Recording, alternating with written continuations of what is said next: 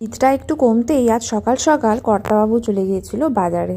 তো বাজার থেকে নিয়ে এসেছে এরকম চিংড়িগুলো হচ্ছে বড় দানার চিংড়ি, যেগুলো পোস্ততে দেওয়া হয়।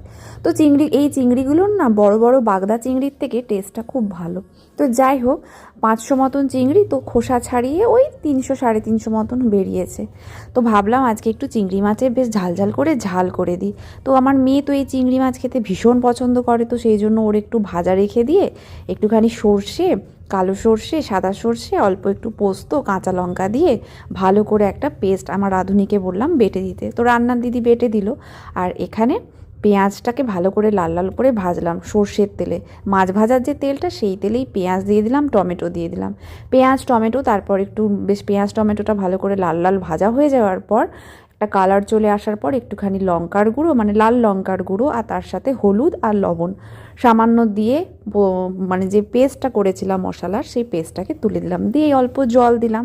এবার জলটা দিয়ে, জলটা থেকে যেই তেলটা ছেড়ে আসছে মনে হচ্ছে, তখন একদম পুরোপুরি জল দিয়ে দিলাম। এবার এই জলটা যখন ফুটে আসবে তখন মাছগুলোকে তুলে ফুটিয়ে নেবো। আর যেহেতু টমেটো দিয়েছি সেই জন্য একটুখানি স্বাদ মতন চিনি দিয়েছি। কেন বলো তো, নাহলে না টমেটোর ভাবটা, মানে একটু টকটক ভাবটা রয়ে যায়। তো অল্প চিনি দিলে টেস্টটা ভালো আসে। তো চিংড়ি মাছগুলো সমস্ত কিছু দিয়ে দিলাম। এবার চিংড়ি মাছটা একদম গায়ে লাগা হলে নামিয়ে দেবো। তো চলো, দুর্দান্ত স্বাদের এই চিংড়িটা সবাই না চেটেপুটে খেয়েছে। তো তোমরাও এটা ট্রাই করতে পারো বাড়িতে। চলো, আজকের মিনি ব্লগ এতটাই। দেখা হচ্ছে পরের ভিডিওতে।